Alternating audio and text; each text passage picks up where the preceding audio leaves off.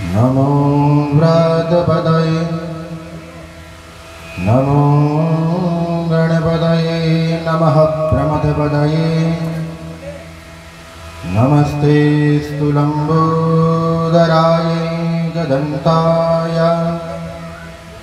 शिवसुताय श्रीवरदमूर्तये नमः।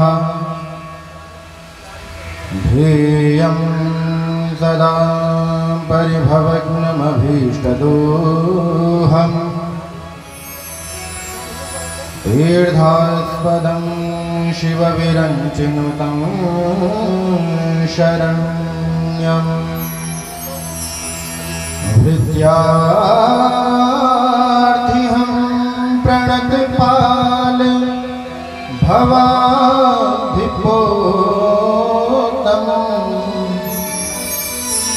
वन्दे महापुरुष ते चरणारविन्दम्। वरहा पीडाभिरामं मृगमलतिलकम्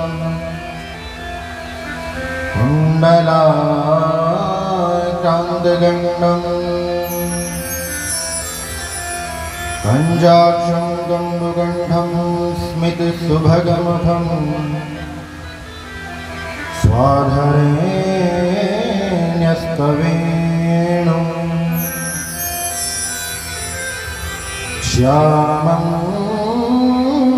शान्तं त्रिभङ्गं रविकरवसनं भूषितं वैजयन्त्या वन्दे वृन्दावनस्थं युवतिशतवृतं ब्रह्मगोपालवेशम्। हे राधे वृषभानुभूपतनये सर्वेश्वरी राधिके। हे कृष्णानन पंकजभ्रमदिगे कृष्णप्रिये माधवे। हे वृंदावन नागरी गुणगुरो दामोदर प्रेयसी। हे श्रीललितादिकः प्रियसखे प्राणाधिके पाहि माम्। देवराज सेव्यमान पावनाङ्घ्रि पंकजं व्यालयज्ञसूत्रमिन्दुशेखरं कृपाकरं नारदादियोगवृन्दवन्दितं दिगम्बरं काशिकापुराधिनाथ कालभैरवं भजे। श्रीमद्वयोनिधिनिकेतन चक्रपाणे भोगीन्द्रभोगमणिरञ्जित पुण्यमूर्ते योगीश शाश्वत शरण्य भवाब्धिपोतम्। लक्ष्मी नृसिंह मम देहकरावलम्बम्। श्री गुरु चरण सरोज रज निज मन मुकुर सुधार। वर्णौ रघुवर विमल जसु दायक फलचार। बुद्धिहीन तनु जानिके सुमिरो पवन कुमार। बल बुद्धि विद्या देहु मोहि हरहु कलेश विकार। कृष्णाय वासुदेवाय हरये परमात्मने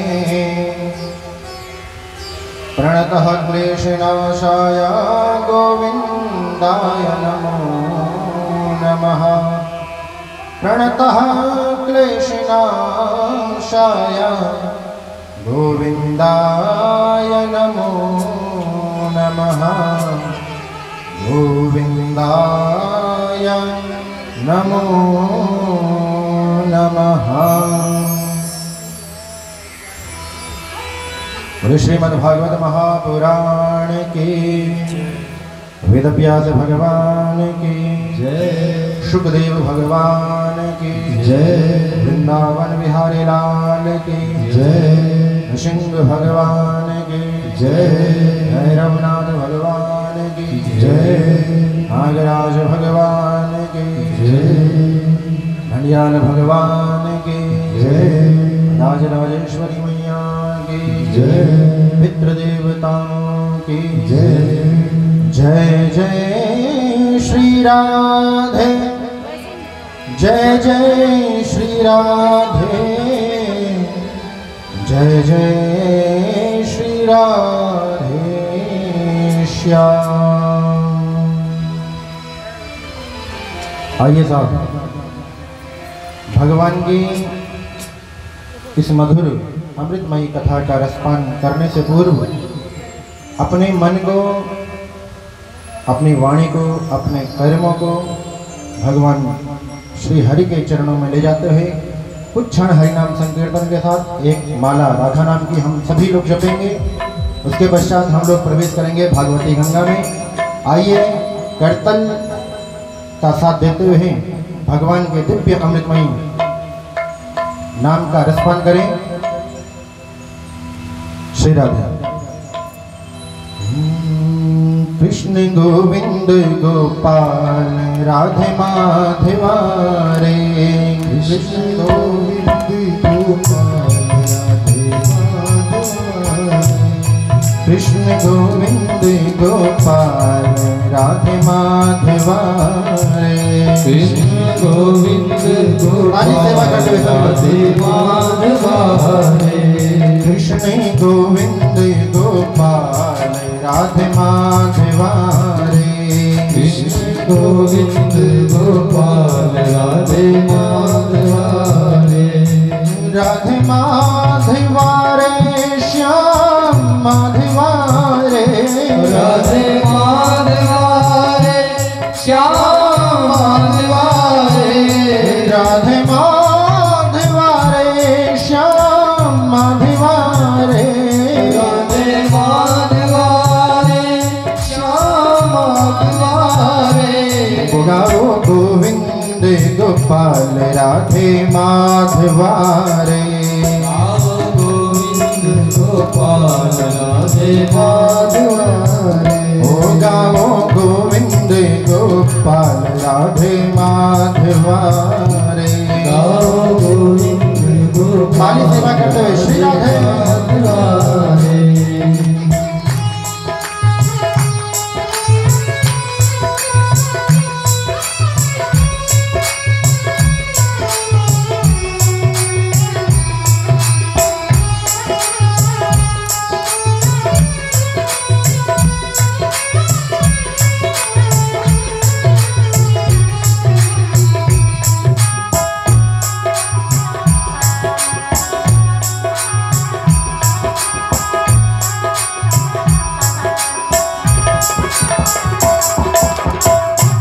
पग में पैजनिया बाजे अधन बांसुरिया रे, पग में पैजनिया बाजे अधन बांसुरिया रे, पग में पैजनिया बाजे अधरन बांसुरिया रे, पग में पैजनिया बाजे अधन बांसुरिया रे, पग में पैजनिया बाजे अधरन बांसुरिया रे,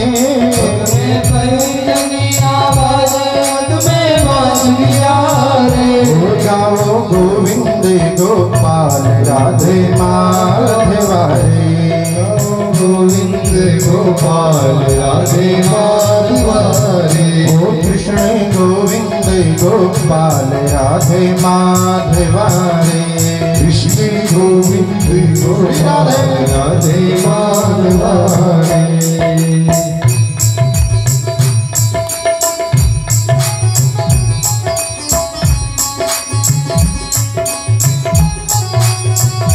ताली सेवा करते हुए सभी लोग।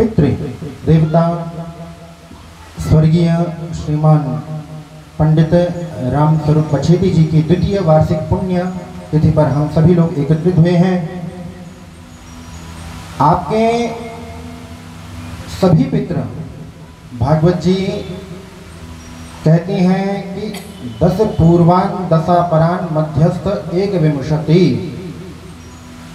कहते हैं भागवत जी कह रही हैं कि 10 पीढ़ी पूर्व की, 10 पीढ़ी पहले की जो चली गई, 10 पीढ़ी आने वाली जो है हमारी संततियां वो, और एक हम स्वयं जो हमारी ये जो पीढ़ी चल रही है। कितने हो गए? 21 कहेंगे ना, 21 है ना। भागवत जी कहती हैं कि जिस प्रांगण में मैं स्वयं आ जाता हूं, कौन? भागवत। जिस स्थान पर भागवत जी का ग्रंथ स्वयं चल करके पहुंच जाता है, जिस स्थान पर भागवती गंगा प्रवाहित होती है, उस स्थान के 21 पीढ़ियों का तारण उस परिवार का स्वयं ही हो जाता है। समझ रहे बात? कोई दे सकता है इतनी बड़ी गारंटी? दे सकता है? हाँ ना तो बोला नहीं महाराज। आज निश्चित तौर पर इसमें कोई संदेह नहीं है, इसमें लेश मात्र भी हम संदेह नहीं कर सकते हैं पूज्य गुरुदेव कि भागवत जिस पितृ के निमित्त हो जाए, कोई भी विद्वान, कोई भी ज्ञानी ये नहीं कह सकता कि उस पितृ की मुक्ति ना हो। क्यों? क्योंकि भागवत जी कह रही है कि जब मैं पहुंच जाती हूं तभी मैं तारण कर देती हूं। पारायण तो बहुत बात की बात है, ये जो हम कर्म कर रहे हैं ये बहुत बात की बात है। जिस स्थान पर भागवत जी स्वयं चल करके आ जाती हैं, उस स्थान के जिस पितृ के निमित्त हम संकल्प लेकर के यज्ञ करते हैं, उस पितृ के 10 पूर्व के 10 आने वाली पीढ़ियां और एक मध्यस्थ जो आप लोग कर्म करता है, आप सभी का तारण भागवत जी ने आज स्वयं कर दिया। बोले भागवत भगवान की।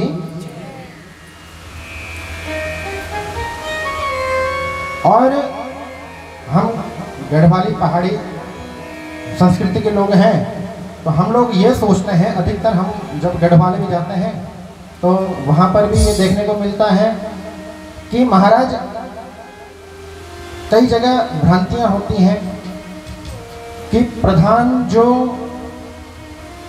जिस पितृ के निमित्त भागवत करी जाती है, कई जगह ऐसा सुनने को आया है कि जिस पितृ के निमित्त भागवत करी है केवल उसी पितृ का मोक्ष हो।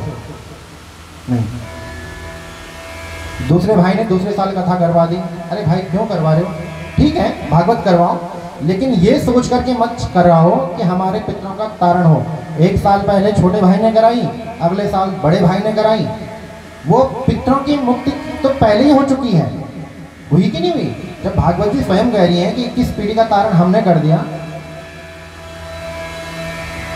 तो पितरों का तारण तो पहले ही हो चुका है महाराज। आप उत्सव के रूप में भागवत जी कराएं, कोई शुभ अवसर आपके जीवन में है, उस शुभ अवसर के उपलक्ष्य में आप भागवत जी कराएं। आप एकादशी का व्रत करते हैं, उस एकादशी के उद्यापन में भागवत जी कराएं। कृष्ण जन्माष्टमी है, उस कृष्ण जन्माष्टमी के उपलक्ष्य में भागवत कराएं, वो बात अलग है। लेकिन जिस घर के पितरों के निमित्त एक बार भागवत हो जाए महाराज, वो 21 पीढ़ियों का तारण अवश्यमेव हो जाता है। बोले भागवत भगवान की। आइए सीधे प्रवेश करते हैं नैमिषारण्य नाम का तीर्थ में, जहां पर कौन कथा कर रहे हैं? कुछ अंका था का नाम? मैं भी कर रहा हूं, लेकिन एकता विहार में बैठ के कर रहा हूं ना। लेकिन नैमिषारण्य नामक तीर्थ है जहां की चर्चा कल हुई थी कथा में। पूज्यपाद सूत जी महाराज व्यासपीठ पर आसीन हैं, और आप जैसे संभ्रांत जो आप लोग बुद्धिजीवी तथा श्रवण हेतु पहुंचे हैं, ऐसे ही बुद्धिजीवी संत महात्मा 88,000 जिनकी संख्या है, वो सौनकादि 88,000 ऋषि महात्मा नीचे बैठ करके क्या सुन रहे हैं? कथा सुन रहे हैं। कल की जो कथा हुई थी वो हमने 6 अध्यायों में पद्म पुराण से लिया हुआ क्या सुना था? महात्म्य। कल की कथा में हमें यह पता चला कि जिस भागवत का अनुष्ठान हम अपने घर में कर रहे हैं, जिस भागवत का अनुष्ठान हम अपने घर में कर रहे हैं, वो भागवत करती क्या है उसके बारे में हमने कल सुना कि भागवत ये मानवा पाप कृतस्तु सर्वदा सदा दुराचार रता विमार्गगा क्रोधाग्नि दग्धा कुटिलाश्च कामिना सप्ताह यज्ञेन कलौ पुनन्ति ते। ये सुना हमने कल। क्या सुना? कि ये मानवा पाप कृतस्तु सर्वदा, कोई व्यक्ति अपने जीवन में जिंदगी भर जिसने पाप किए, अजामल की कहानी आपने सुनी होगी कथा में, जिंदगी भर पाप किया महाराज, अंतिम समय में नारायण का नाम लिया, मोक्ष हो गया।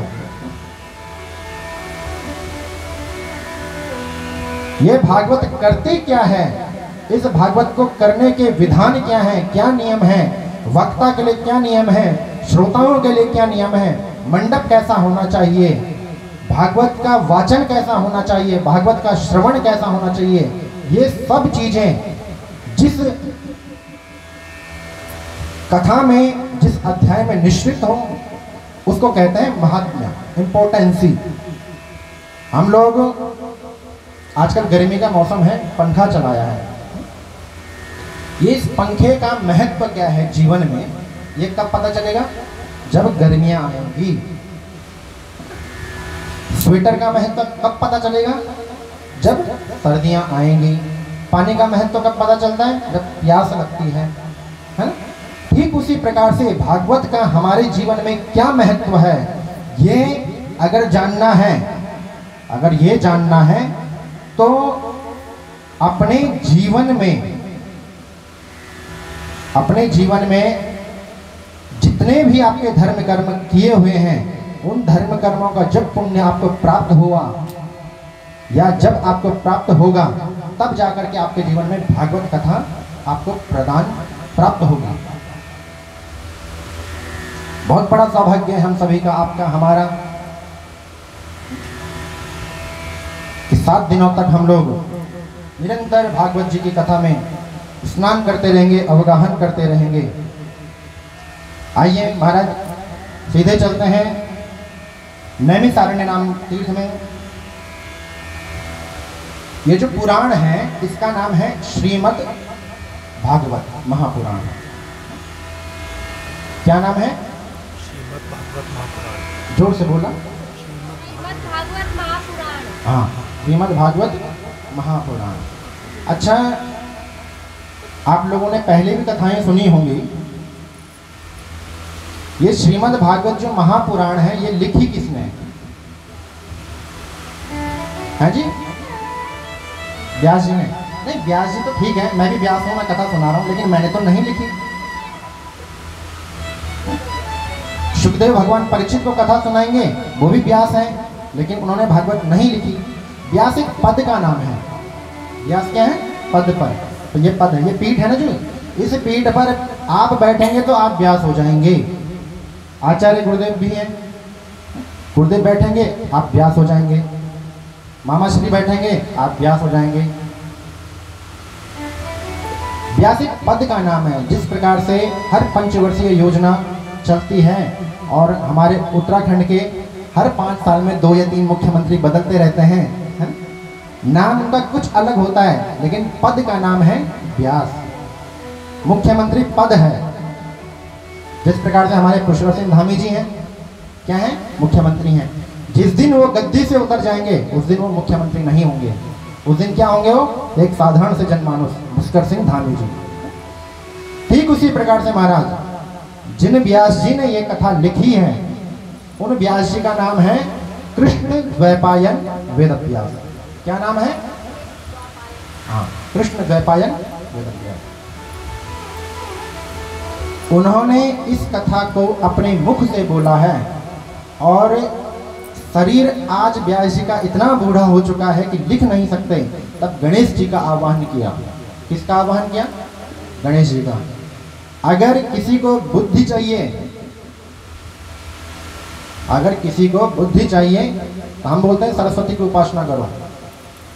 गणेश जी की उपासना करो, क्योंकि गणेश जी की 2 पत्नियां हैं, बुद्धि और सिद्धि। गणेश पुराण के अनुसार हम लोग रिद्धि सिद्धि कहते हैं ना, बुद्धि और सिद्धि। गणेश जी का जब हम आवाहन करते हैं उनके साथ में उनकी पत्नी बुद्धि का आवाहन करते हैं। पहले बुद्धि का आवाहन करते हैं, पहले सिद्धि का नहीं करते, पहले बुद्धि का आवाहन करते हैं। वो गणेश जी की पत्नी जब बुद्धि आएगी, हमें सद्बुद्धि देगी, तब जाकर के हम कार्य करना किस प्रकार से करना है, किस प्रकार से हम कार्य संपादित करें, वो ज्ञान हमें प्राप्त होगा। उसके बाद क्या होगा, सिद्धि आएगी हमारे जीवन में। क्या आएगी, समझ गए बात को? तो आज गणेश जी को बुलाया है, और लिखते कौन है भागवत जी को? गणेश जी। वेद व्यास भगवान बोल रहे हैं, गणेश जी लिख रहे हैं। तो आज वेद व्यास भगवान ने इस भागवत जी का शुभारंभ करना चाहा। तो कहते हैं सर्वप्रथम कोई भी ग्रंथ की हम रचना करते हैं, आदि में मंगलाचरण होता है। आप देवी भागवत सुनेंगे तो आदि में जो श्लोक आपको प्राप्त होंगे उसमें देवी को नमस्कार किया गया है। देवी भागवत है, देवी का पुराण है, देवी को नमस्कार किया जाएगा। शिव पुराण सुनेंगे, शिव जी को नमस्कार किया जाएगा। विष्णु पुराण सुनेंगे, विष्णु भगवान की महिमा गाई जाएगी। नृसिंह पुराण सुनेंगे, नृसिंह भगवान का स्तवन किया हुआ। लेकिन जो ये भागवत है महाराज, इसमें किसी विशेष देवता की वंदना व्यास जी ने नहीं करी है ना? विचित्र बात है कि नहीं है? विचित्र बात है। वेद व्यास जी ने सोचा कि मैंने 17 पुराणों की रचना करी है, एक वेद के 4 भाग कर दिए हैं, लेकिन अभी तक मैंने प्रेम का कोई ग्रंथ नहीं लिखा। और प्रेम किसमें है? प्रेम कहां से प्राप्त होता है बताइए? आप अपने जीवन में सबसे ज्यादा प्रेम किससे करते हैं? जो आपके साथ निष्कपट होकर के रहता है, जिसके मन में दंभ नहीं है, द्वेष नहीं है, छल नहीं है, छिद्र नहीं है, उसके साथ आपका प्रेम बहुत अधिक होता है। ठीक उसी प्रकार से हमारे जो आराध्य देव श्री कृष्ण हैं, वो क्या हैं? निष्कपटक हैं। और उन्हीं भगवान का एक नाम है सत्यनारायण। क्या नाम है? सत्यनारायण। उन्हीं सत्यनारायण की इस भागवत में वंदना है। बोले सत्यनारायण भगवान की। आइए भागवत जी में प्रवेश करते हैं। जन्माद्यस्य यतोऽन्वयादितरतश्च चार्थेष्वभिज्ञस्वराट् तेने ब्रह्महृदाय आदिकवये मुह्यन्ति यत्सूरया तेजोवारिमृदां यथा विनिमयो यत्र त्रिसर्गो मृषा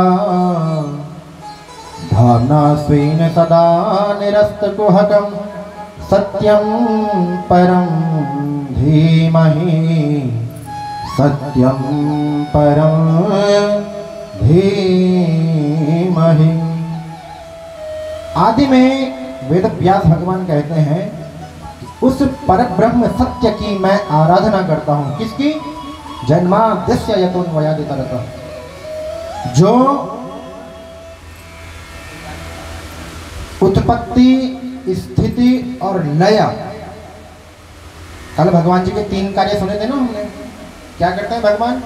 इस सृष्टि की उत्पत्ति करते हैं, इस सृष्टि का पालन करते हैं और इस सृष्टि का अंत कर देते हैं।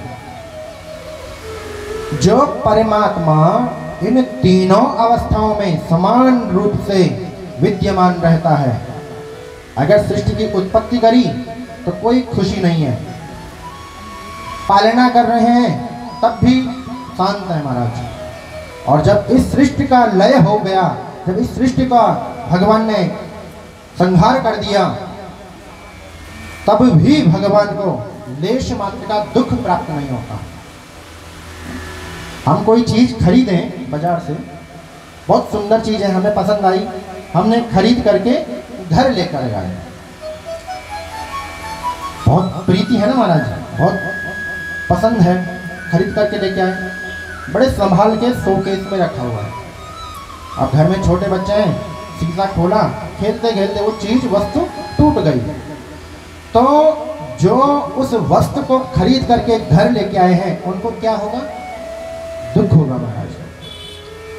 जिस वस्तु के प्राप्त होने पर जितना हमें सुख की अनुभूति होती है, उस वस्तु के दूर जाने पर उससे 100 गुना अधिक दुख की प्राप्ति होती है। समझ रहे बात को?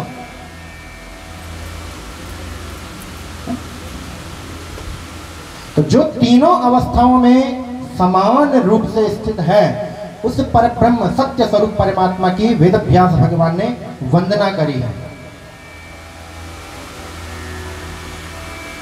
बोले वो सत्य कौन है? सत्य कौन है? हाँ जी, नहीं, भगवान तो है। जो जिस सत्य की वेद व्यास भगवान जी वंदना कर रहे हैं, हमारे तुलसीदास जी ने रामायण में लिखा है उसी सत्य के बारे में। धर्म न दूसर सत्य समाना, न दूसर सत्य समाना, धर्म न दूसर सत्य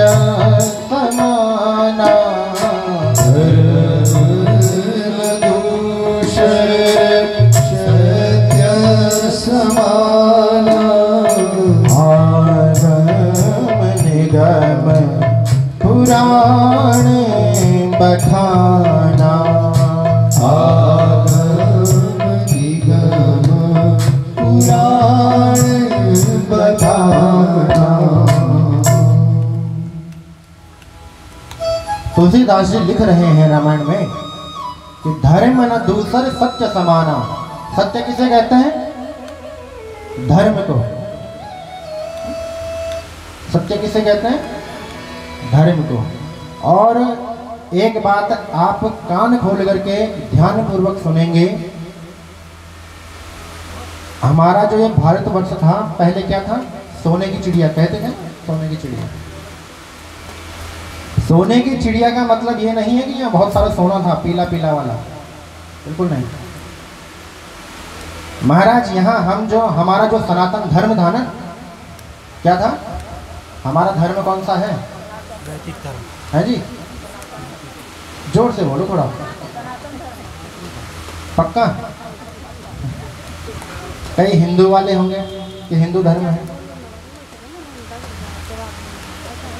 जब हमारे देश में केवल और केवल हमारा ही राजपाट था, हमारा मतलब केवल हम भारतवर्षियों का, उस समय ये जो भारतवर्ष है ये सोने की चिड़िया कहलाता था। क्यों? क्यों महाराज? क्योंकि भारत तो बहुत गरीब देश था पहले से ही। अब जिस देश में सोना हो तो वो गरीब कैसे हो सकता है? कभी सोचा आपने? बस हमें पढ़ाया गया है कि सोने की चिड़िया थी, सोने की चिड़िया थी। हमने भी सोच लिया महाराज कोई चिड़िया होती होगी सोने की उड़ते हुए। नहीं महाराज, हमारा जो सनातन धर्म है, इस सनातन धर्म के जितने भी अनुयायी हैं इस भारतवर्ष के हैं, वो सब अपने धर्म में थे महाराज, अपनी संस्कृति का पालन करते थे।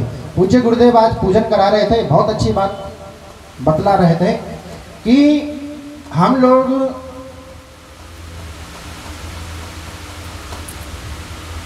बड़े बड़े शहरों में पलायन हो रहे हैं।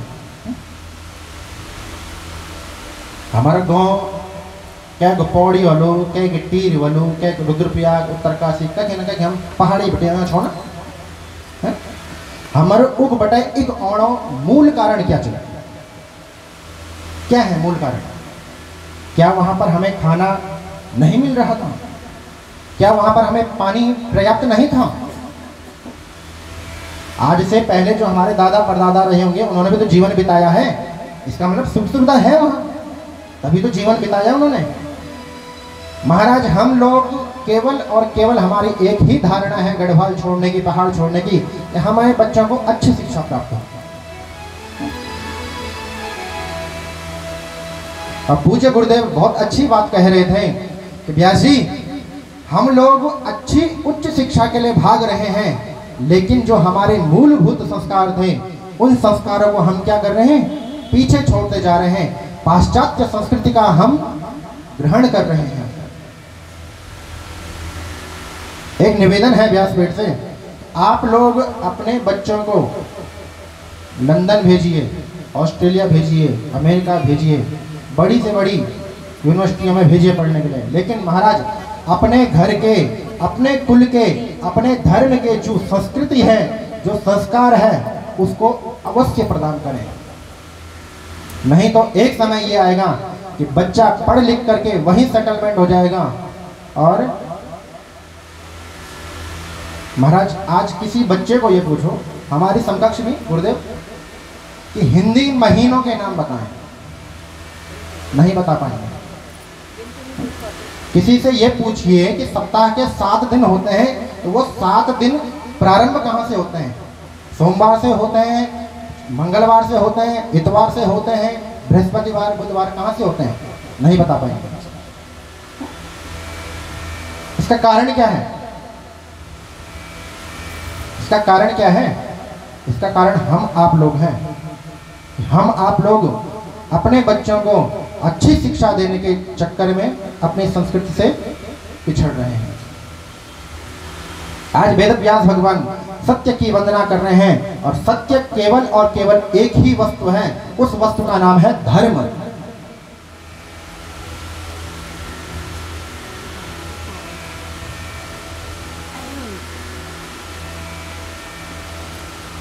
जो व्यक्ति धर्म से च्युत हो जाता है, जो व्यक्ति अपने धर्म को छोड़ देता है, कहते हैं धर्म ही उसका नाश कर देता है। धर्म एव हतो हंति, धर्मो रक्षति रक्षिता। अगर हम धर्म की हानि करेंगे तो वो धर्म हमारी ही हानि कर देगा, और अगर हम धर्म की रक्षा करने के लिए आगे आए तो कहते हैं वही धर्म हमारी रक्षा करेगा। इसीलिए महाराज हमेशा अपने धर्म में चलें, अपने धर्म का अनुसरण करें।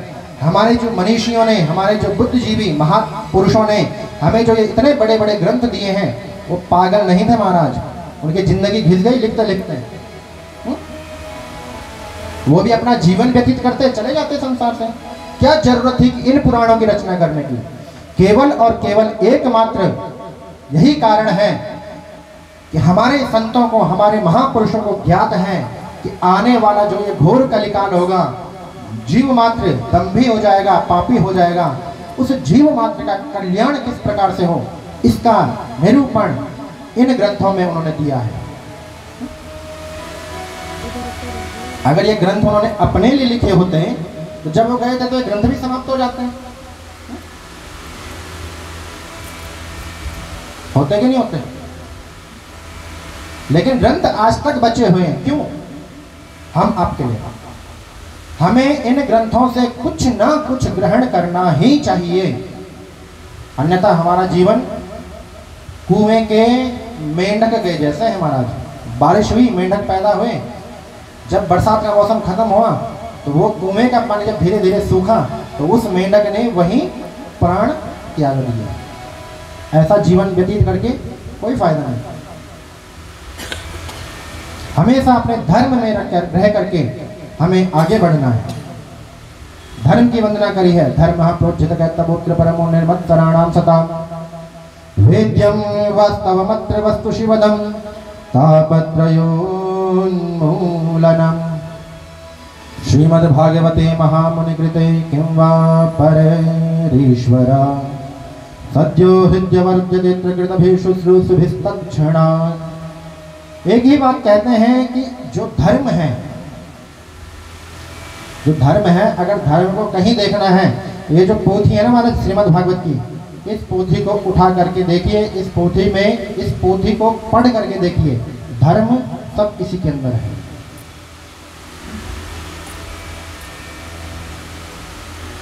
ये जो पोथी है ना, इस श्लोक के बीच में एक शब्द आया है शिवदम। क्या आया है? क्या है ये? शिवदम। कथा समझ में आ रही है कि नहीं होनी? होंगरा देव रहा है ना फिर बीच बीच में खिला कि अगर होंगरा नहीं देना तो मैं दस इन लगा दो कि मैं तो दिबाड़ाणो छाऊं। अच्छा एक आपको विचित्र बात बतलाऊं, व्यासपीठ से जो कथा बोली जाए अगर वो आपके पल्ले नहीं पड़े ना, तो जब हम इस देह को छोड़ करके ऊपर जाएंगे तो हमें भी पाप का भागी बनना पड़ेगा। अगर आप लोग ध्यान से नहीं सुनेंगे तो आप सोच लो, आप मुझे नरक भेजना चाहते थे, स्वर्ग भेजना चाहते हैं, ये आपके हाथों में है।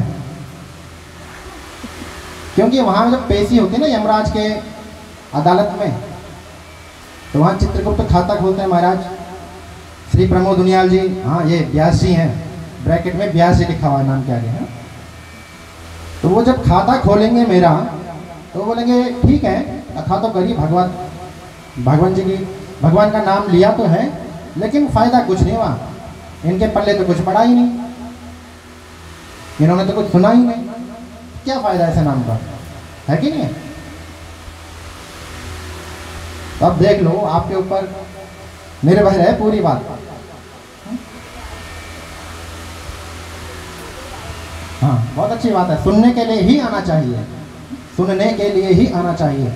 और एक बात मैं प्रथम दिवस की कथा में ही कह देता हूँ कि व्यास आसन समारूढ़ो यदा पौराणिको द्विजा असमाप्ते प्रसंगस्य नमस्कुर्यान्न कस्यचित्। स्कंद पुराण कह रहा है, स्कंद पुराण कहता है कि व्यास जी जब व्यासपीठ पर आसीन हो चुके हों,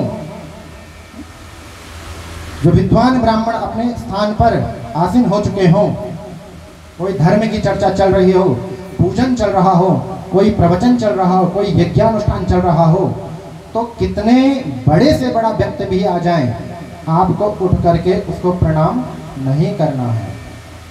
कोई व्यक्ति आए कथा सुनने, आपने ये नहीं देखना कि उसने कैसी साड़ी पहनी है, बिल्कुल नहीं।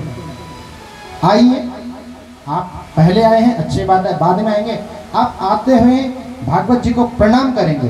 प्रणाम करना है केवल और केवल एक ही को, भागवत जी को प्रणाम करेंगे, जहाँ पर स्थान मिले वहाँ पर बैठ जाए।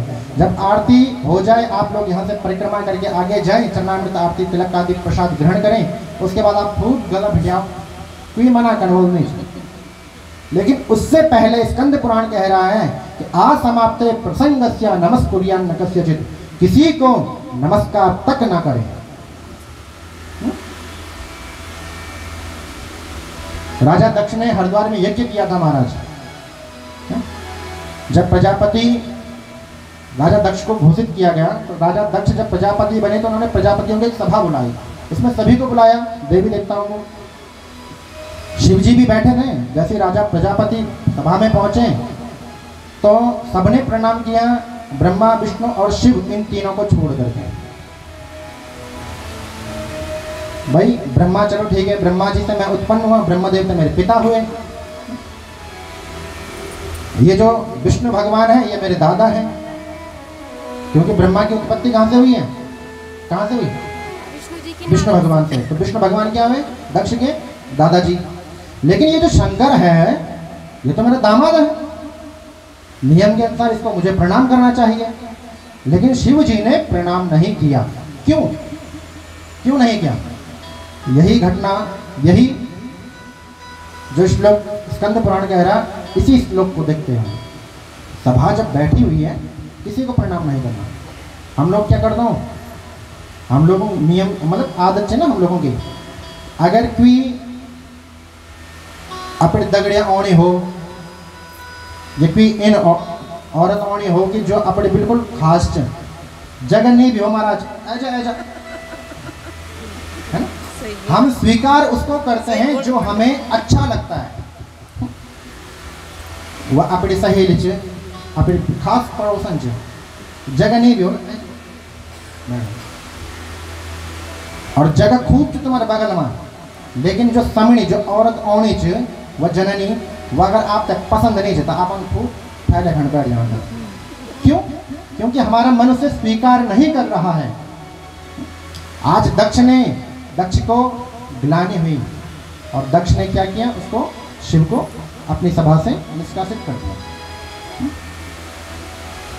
तो महाराज कहीं भी कथा हो, कोई धर्मानुष्ठान हो, कुछ भी चल रहा हो, तो आप वहाँ पे जाएं, जो प्रधान देवता हैं उनको प्रणाम करें और जहाँ स्थान मिल जाए वहाँ पर बैठ जाएं।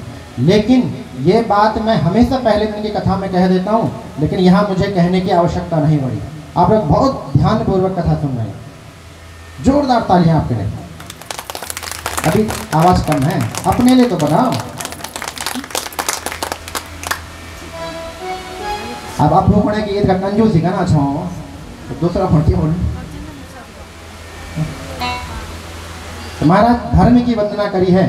श्लोक में एक शब्द आया है शिवदम। ये जो भागवत जी हैं ये क्या करती हैं? शिवदम मतलब कल्याण करती हैं। भागवत जी क्या करती हैं? कल्याण करती हैं। किसका? किसका कल्याण करती हैं? हाँ। इस ब्रह्मांड के जीव मात्र का कल्याण करने की अगर किसी में शक्ति है तो वो केवल और केवल भागवत जी में है। बाकी 17 पुराण गारंटी नहीं देते कि हम मोक्ष दे देंगे। 17 पुराण बिल्कुल गारंटी नहीं देते कि हम मोक्ष कर देंगे, लेकिन भागवत जी एकमात्र हमारा ऐसा अद्भुत ग्रंथ है महाराज, जो बिल्कुल वचन के साथ कहता है कि मैं तुम्हें मोक्ष प्रदान करता हूं।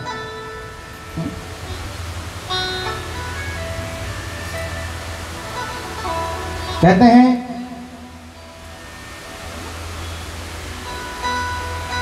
वेदों की वंदना करी है वेद व्यास भगवान ने। सोनका सजा ऋषि मुनि महात्मा कहते हैं, गुरुदेव आप कह रहे हैं कि ये जो धर्म है ये भागवत जी है, लेकिन ये भागवत है क्या? ये भागवत वास्तव में हमें समझ नहीं आ रहा कि है क्या। तो आज सूत जी महाराज कहते हैं, निगम कल्पतरोर गलितम फलम शुकमुखादमृत द्रव संयुतम पिबत भागवतम रसमालयम मुहुरहो रसिका भुवि भावुका। क्या कहा? निगम। जो हमारे वेद है ना, वेद कितने हैं हमारे? कल का वेद से हम लोगों का। ये बात बहुत गंदी है आप लोगों की, आप बोलते नहीं हो। मैंने आपको कल क्या कहा था कि कथा क्या है? श्रोता और वक्ता के आपस की जो बातचीत है ना, इसको क्या कहते हैं? कथा। अब एक बड़ कम हो और दूसरे बिल्कुल इन व्यक्ति बैठे हो, आनंद नहीं आएगा। आपको बोलना पड़ेगा। बोलो राधे राधे। बोलना पड़ेगा आपको, बिना बोले काम नहीं चलेगा।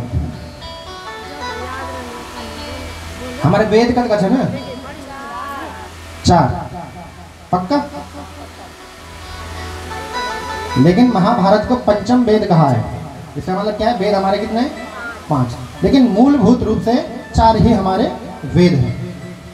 उन 4 वेदों का जो सार तत्व है वो क्या है? भागवत जी। आप उदाहरण से समझें, एक आम का वृक्ष है, क्या है? क्या है? फिर दिखण बैठ या तो मैंने होने दूसरा साड़ी ब्लाउज ने दिखण बिल्कुल ना।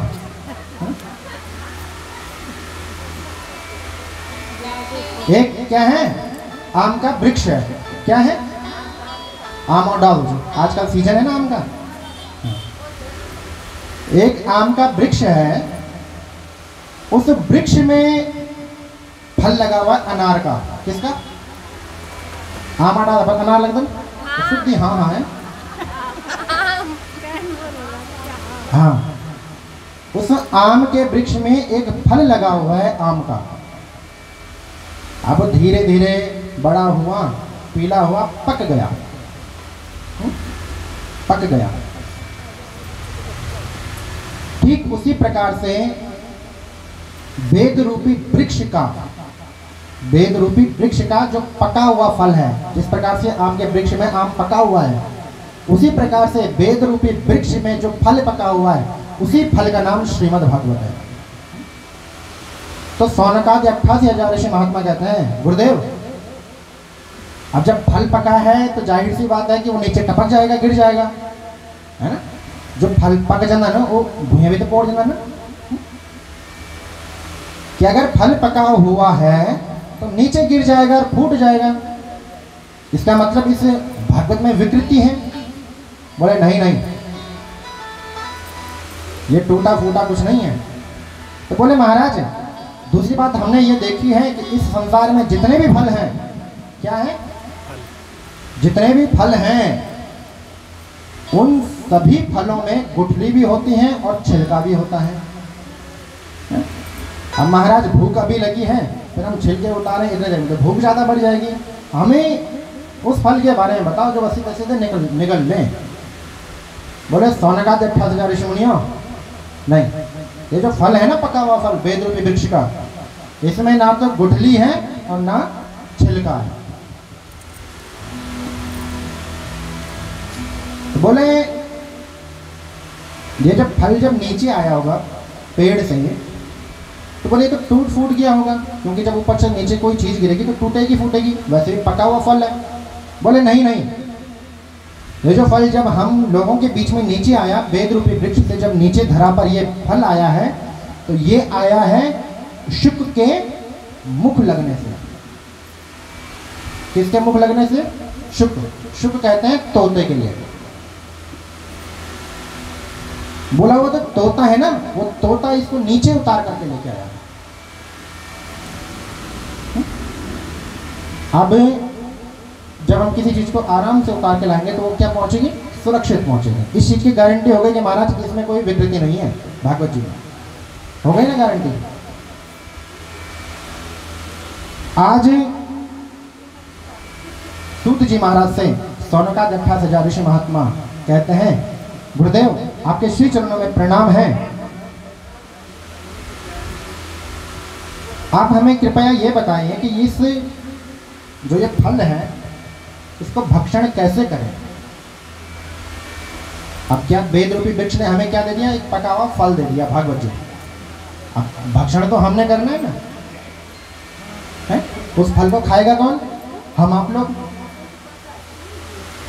बोले इसको भक्षण कैसे करें? तो कहा है पिबत भागवतम रसमालयम। बोले इसको खाना नहीं है, इसको क्या करना है? पीना है। पिबतम। बोले महाराज अब ये ग्रंथ है, इसको पिएंगे कैसे? पीना तो ऐसे हो ना, पानी लिया पिया, तो पिएंगे कैसे? तो सूत जी महाराज कहते हैं कि हे सौनकादि 88,000 ऋषि महात्माओं, ग्रंथकार श्रृणुतम भी लिख सकते थे, श्रृणुतम भी लिख सकते थे, क्योंकि ये तो सुनी जा रही है ना। इसको कहाँ से पीना है? हमने कानों से। कहाँ से पीना है? कानों से। तो पिबतम क्यों लिखा है कि नहीं? सोचने वाली बात। जब सुनना है तो श्रृणुतम लिखते। बोले नहीं, हमारे संसार में हम जितनी भी बातें सुनते हैं, महाराज यहाँ से सुनी, 2-4 दिन रखी और फिर निकाल दी। अगर ऐसा नहीं है, अगर ऐसा नहीं होता तो बचपन में जो बातें आपने कही होंगी और बचपन में जो बातें आपने सुनी होंगी वो सब आज याद रहते हैं। लेकिन है किसी को बचपन की याद? है किसी को?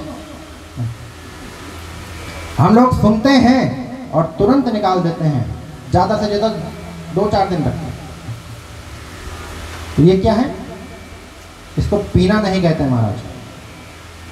पीना ये हुआ कि हम इन कानों के द्वारा सुने और सीधे अपने हृदय पटल पर उस बात को उतार लें, उसको क्या कहते हैं? पीना। पिबत भागवतम रसमालयम। ये जो भागवत है ये रस का एक घर है, रस का एक घर है, आलय है महाराज। आलय मतलब घर।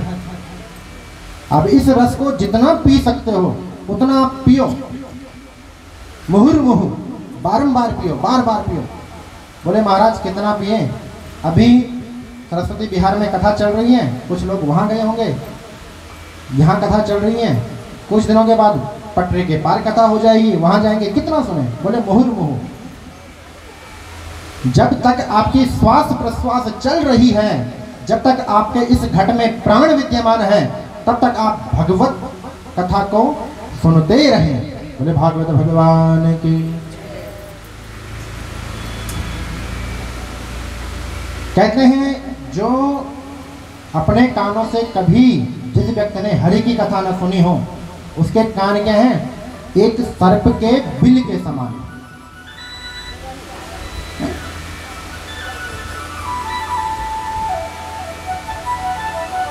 आज सोनकादट्ठा से जय ऋषि महात्माओं ने सूत जी के चरणों में प्रणाम किया है और सूत जी महाराज से प्रश्न किया है, गुरुदेव हम सभी के मन में कुछ प्रश्न हैं, हम आपसे कुछ प्रश्न पूछना चाहते हैं, कृपा करके आप हमारी जो शंका है उसका समाधान करें।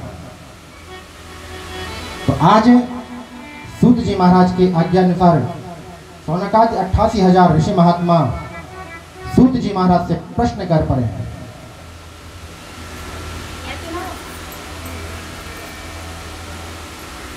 प्रश्न किया है,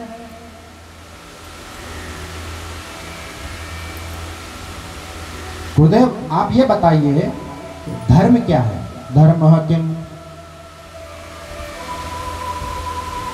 तब तक सूत जी महाराज जैसे उत्तर देने वाले थे तब तक दूसरा प्रश्न कर दिया।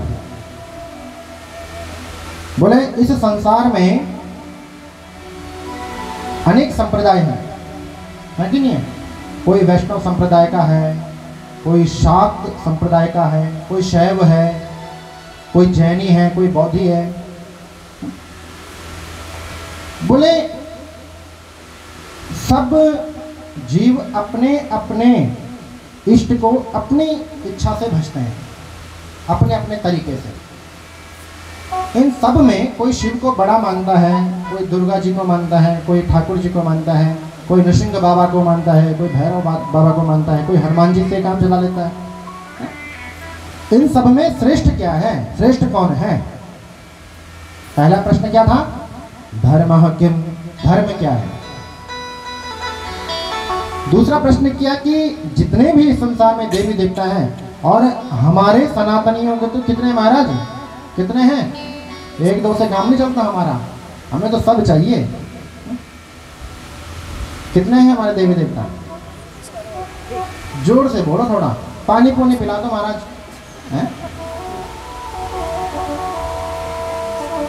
कितने हैं?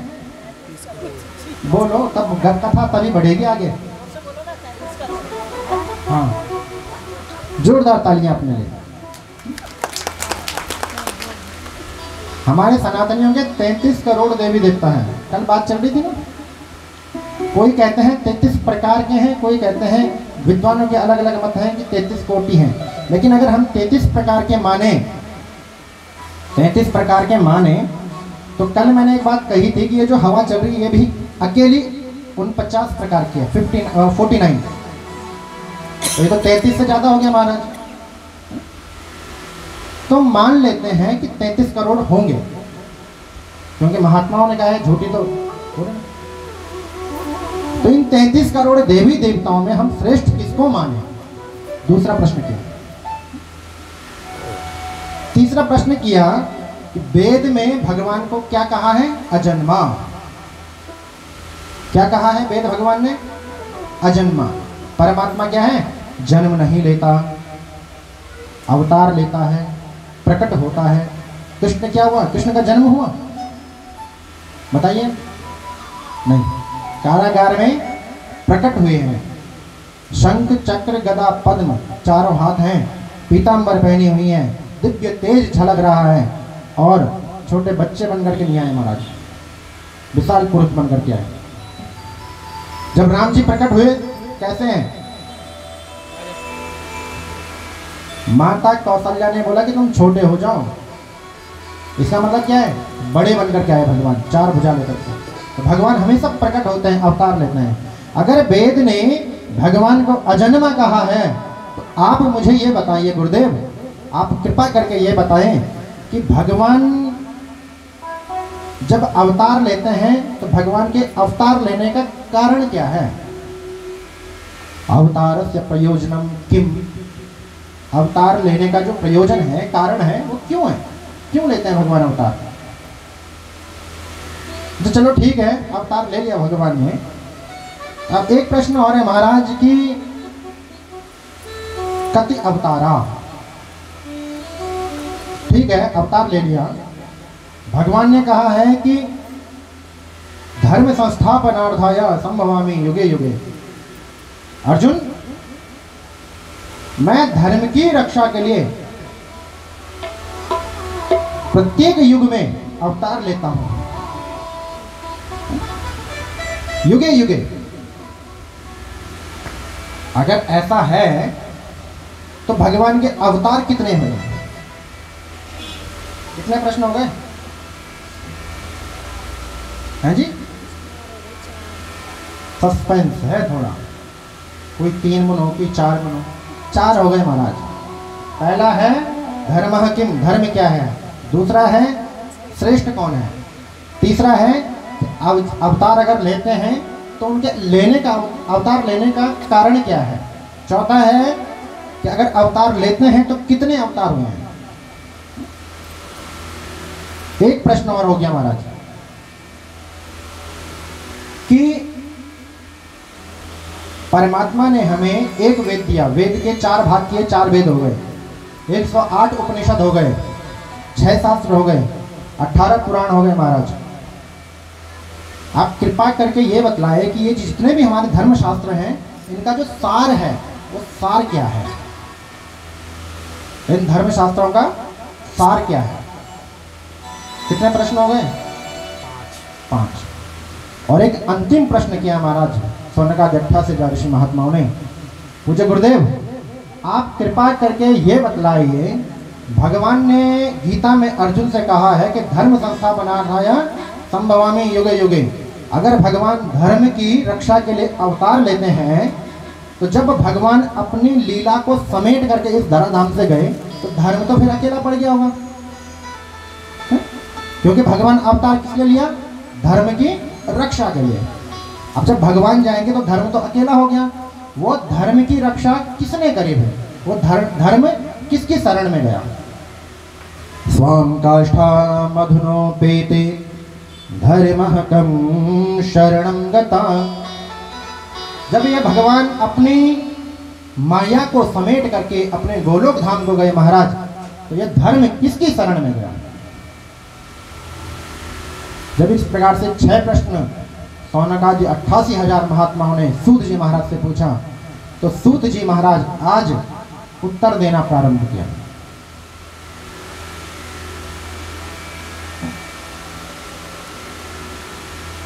बोले महात्माओं, आपके प्रश्न का उत्तर दूं उससे पहले मैं अपने पूज्य गुरुदेव शुकदेव जी को नमस्कार करना चाहता हूं।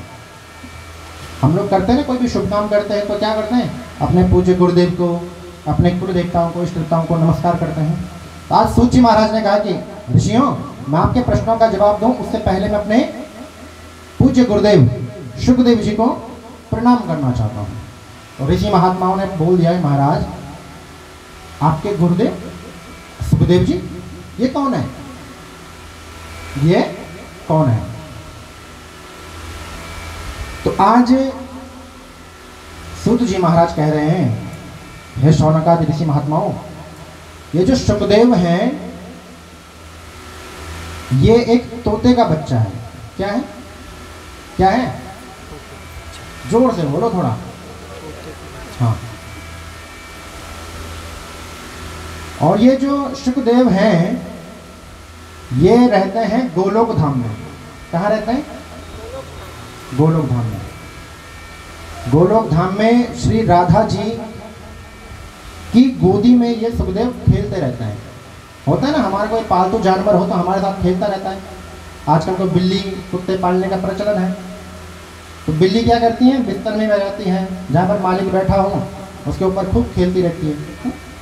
ठीक उसी प्रकार से ये जो शुकदेव हैं ये राधा रानी के प्रिय अनुचर हैं और राधा रानी की गोदी में ये क्रीड़ा करते रहते हैं महाराज, खेलते रहते हैं। एक दिन राधा जी को आभास हुआ कि अंकु आप कुछ मांग रही थी। हाँ मुझे चाहिए ना तो। मृत्यु लोक में इस भूमि पर भगवान नाम का प्रचार प्रसार करना चाहिए। ये विचार किसको आया? मैं तो राधा जी को। कहाँ पर आया? गोलोक धाम में। गोलोक धाम में जब ये विचार आया राधा जी को, तो राधा जी ने सुखदेव, जो वो तोते का बच्चा खेल रहा था, उस सुख को आदेश दिया, सुखदेव तुम मृत्यु लोक में जाओ और भगवान नाम का प्रचार प्रसार करो। तो सुखदेव ने मना कर दिया। महाराज क्या किया? मना कर दिया। अब कोई हमें स्वर्ग में बिठा दे, उसके बाद ये बोले कि तुम फिर धरती पे जाओ, तो हम क्या करेंगे? मना ही तो करेंगे ना। तो सुखदेव भगवान ने आज मना किया, लेकिन राधा रानी की वचन था तो कहना मानना पड़ा। कहते हैं ये सुखदेव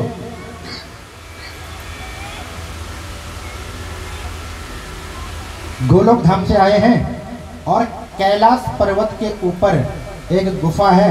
उस गुफा में कुछ पक्षी रहते हैं, उनमें से कुछ तोते भी हैं। तो वो किसी तोते के गर्भ में ये सुखदेव भगवान चले गए। जब चले गए तो कुछ समय व्यतीत होने के बाद इस सुखदेव का एक अंडे के रूप में अवतार हो गया। इस सुखदेव ने क्या कर लिया? अंडे के रूप में जन्म ले लिया।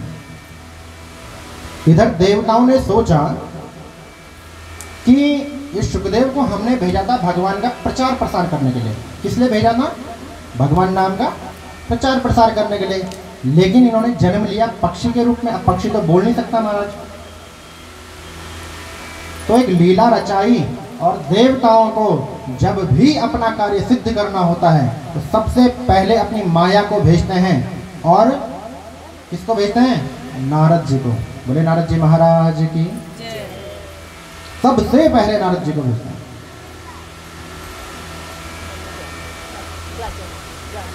आज भगवान की माया से नारद जी के मन में विचार आया है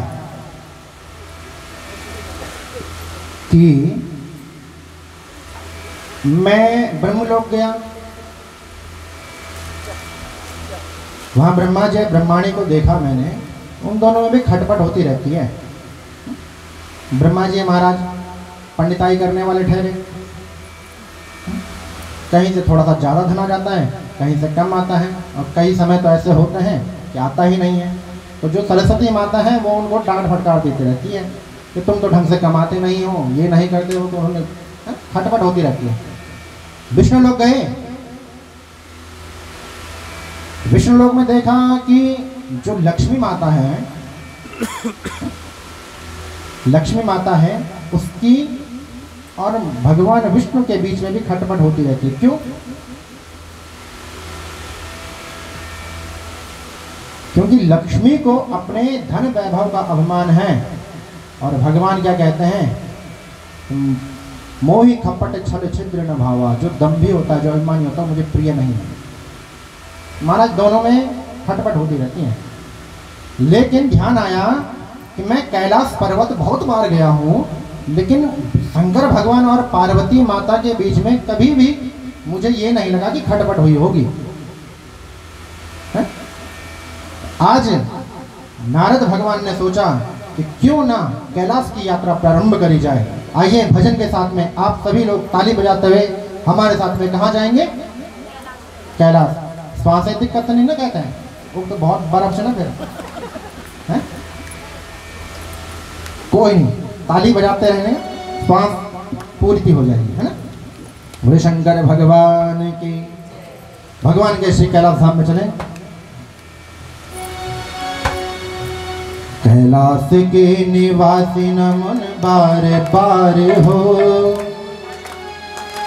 आयो शरण तिहारी प्रभु, तारे तारे तू। सभी लोग ताली बजाएंगे। कैलाश के निवासी नमन बारे बारे हो, बारे बारे हो, आयो शरण तिहारी भोले, तारे तारे तू। आयो शरण तिहारी बोले तारे तारे तो कैलाश के निवासी नमो बारे बारे हो, नमो बारे बारे हो। आयो शरण तिहारी शंभु तारे तारे तो, आयो शरण तिहारी शंभु तारे तारे तो।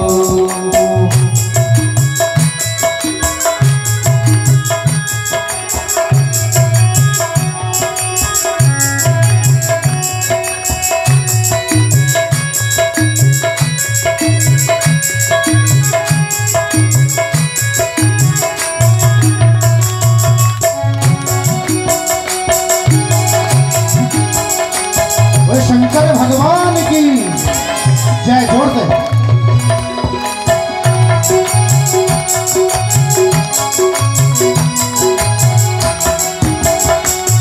भक्तों को कभी शिव तूने निराश ना किया, भक्तों को कभी शिव तूने निराश ना किया। माता जी ने जो चाहा वरदान दे दिया, माता जी ने जो चाहा वरदान दे दिया। बड़ा है तेरा दाया, बड़ा दातार तो, बड़ा दातार तो। आयो शरण तिहारी प्रभु तार तार तो, आयो शरण तिहारी प्रभु तार तार तो। कैलाश के निवासी नमो बार बार हो, नमो बार बार हो। आयो शरण तिहारी शंभु तार तार तो, आयो शरण तिहारी शंभु तार तार तो। शंकर भगवान की।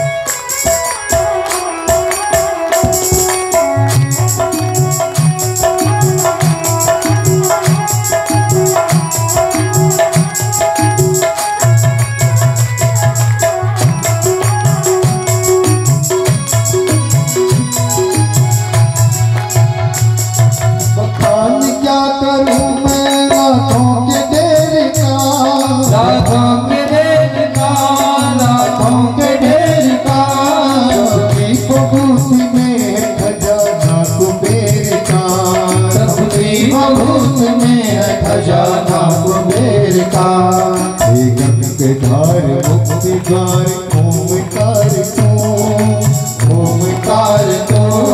आयो शरण तिहारी शंभु तार तार तो, आयो शरण तिहारी शंभु तार तार तो। कैलाश के निवासी नमो बार बार हो, नमो बार बार हो। आयो शरण तिहारी शंभु तार तार तो, आयो शरण तिहारी शंभु तार तार तो।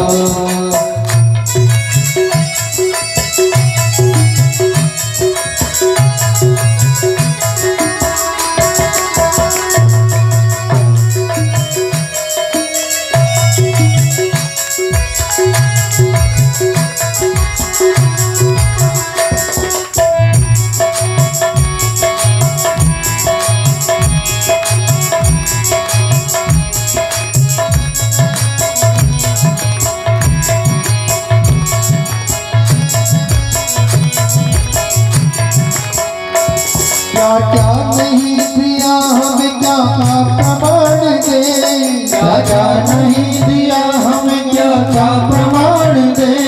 क्या क्या नहीं दिया हमें क्या क्या प्रमाण दे, क्या क्या नहीं दिया हमें क्या क्या प्रमाण दे।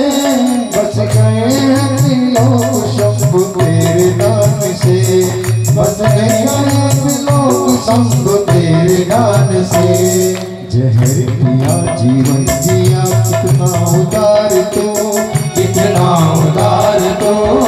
आयो शरण तिहारी शंभु तार तार तो, आयो शरण तिहारी शंभु तार तार तो। कैलाश के निवासी नमो बार बार हो, नमो बार बार हो। आयो शरण तिहारी शंभु तार तार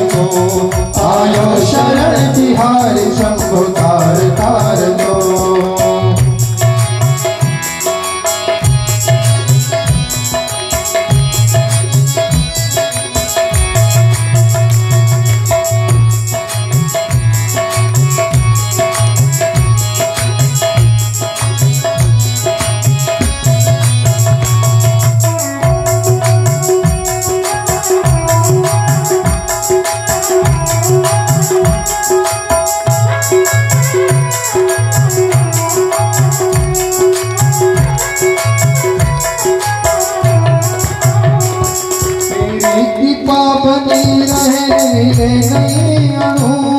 तेरी कृपा बनी रहे कोई अणु, तेरी कृपा बिना नहीं लेक भी अणु, तेरी कृपा बिना नहीं लेक भी अणु। लेते श्वास तेरी दया से तनु तनु, लेते हैं श्वास तेरी दया से तनु तनु। कहे हाथ एक बार मुझको निहार दो, मुझको निहार दो। आयो शरण तिहारी शंभु तार तार दो, आयो शरण तिहारी शंभु तार तार दो। कैलाश के निवास नमो बार बार हो, नमो बार बार हो। आयो शरण तिहारी शंभु तार तार दो, आयो शरण तिहारी शंभु तार तार दो। आयो शरण तिहारी शंभु तार तार दो, आयो शरण तिहारी शंभु तार तार दो। आयो शरण तिहारी शंभु तार तार दो, आयो शरण तिहारी शंभु तार तार दो। तार तार दो। गुरु शंकर भगवान की जय। दिक्कत नहीं है ना पालन कहलाते चढ़े माँ नहीं है ना दिक्कत। ये शक्ति है भजन की। किसकी है? भजन की। भजन का मतलब ये नहीं है कि गाना बजाना नाचना, नहीं। भजन का मतलब होता है वास्तविक जो अर्थ है भजन का, वो ये है कि हम अपने इष्ट को, जिसको हम मानते हैं, उसका चिंतन श्वास श्वास में उसका चिंतन करते रहे, उसको भजते रहे, उसका नाम है भजन। हम लोग क्या सोचता हूँ कि पंडित जी कीर्तन करेली, तबला ढोलक बज गई, चिमटा मंजीरा बज गई, हम भी नाच गया, ताजे बजे की भजन भी नहीं। ये एक मनोरंजन है। ये क्या है? एक मनोरंजन है। और ये भागवत जो यज्ञ है ना, ये क्या है? ज्ञान यज्ञ। मनोरंजन वहां आ ही नहीं सकता जहां ज्ञान हो महाराज।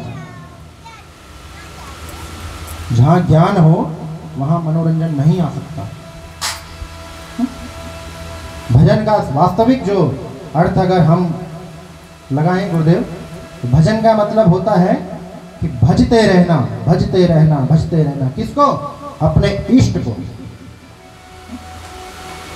आज नारद जी पहुंचे हैं कहाँ? कब पहुंचे ना? कैलाश। पक्का ना?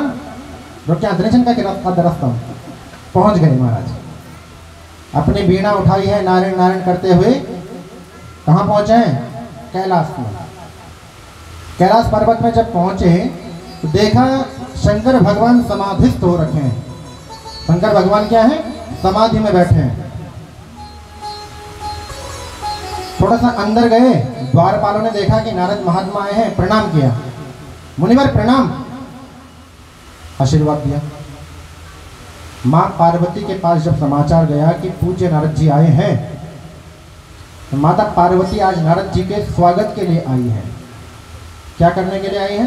स्वागत। ये मैं नहीं कह रहा, भागवत जी कह रही है। हम लोग क्या करता हूँ, कोई इन्हें उन्हें करना, वो आदिम होगा ना व्यक्ति के बोलते कि नारद आएगी, बोलते छो ना।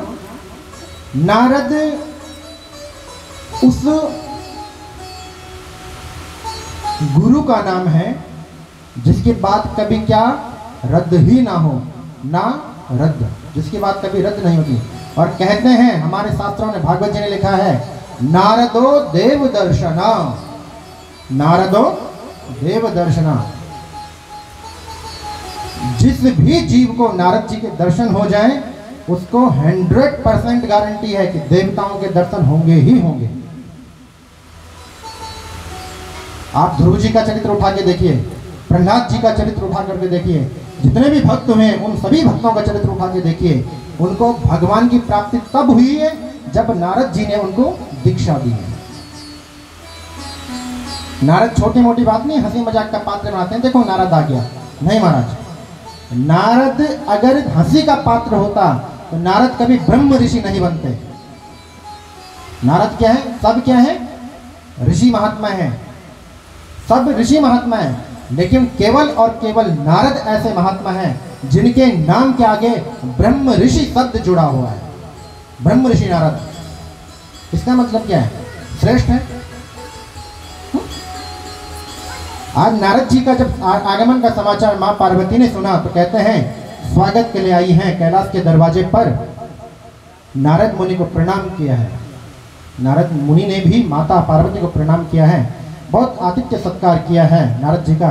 अंदर लेके गए विश्राम कक्ष में, नारद जी को बिठाया है और नारद जी से पूछा, नारद क्या बात बेटा, आज का आप बहुत दिनों में दर्शन दिए आपने, पहले तो कभी भी आया जाया करते नहीं, आज मैं देख रही हूँ आपने बहुत दिनों में दर्शन दिए। कौन कह रहा है, पार्वती।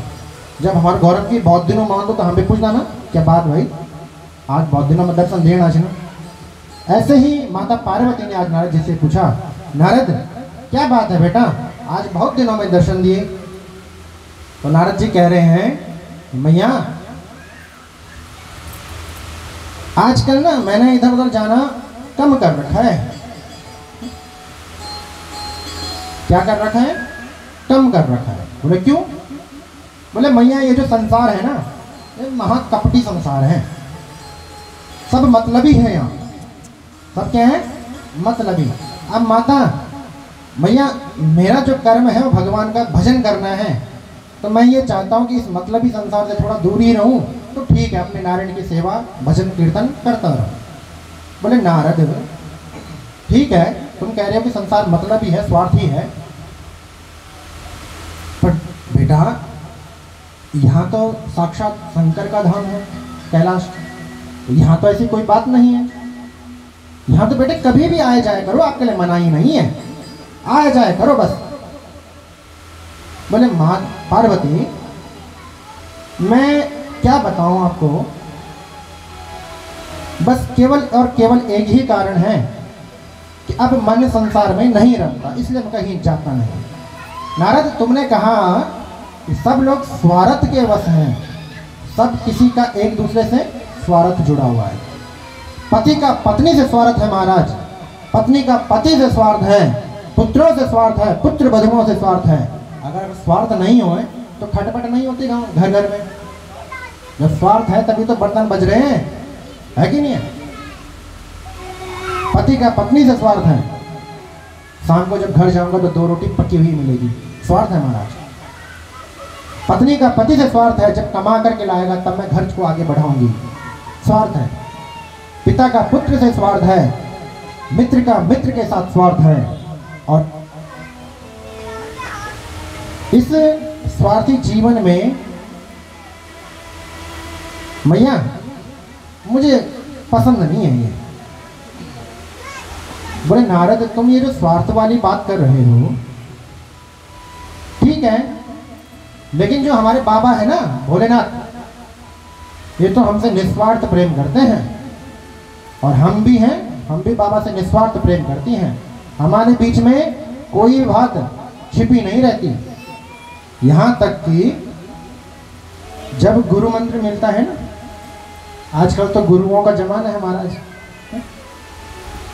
आजकल तो सब भाग रहे हैं गुरुओं के चक्कर में।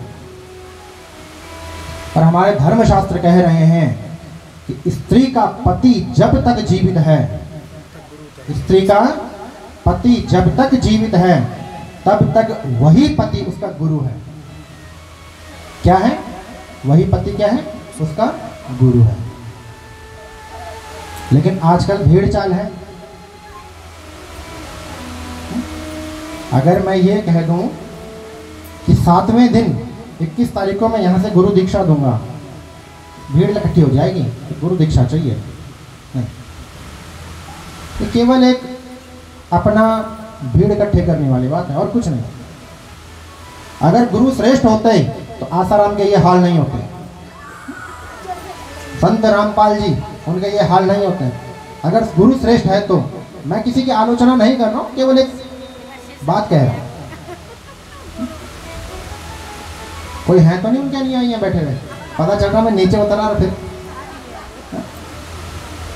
लेकिन सत्य है, अगर गुरु श्रेष्ठ है तो गुरुओं की ऐसी स्थिति क्यों है कि नहीं? सोचनीय विषय है, चिंतनीय विषय है।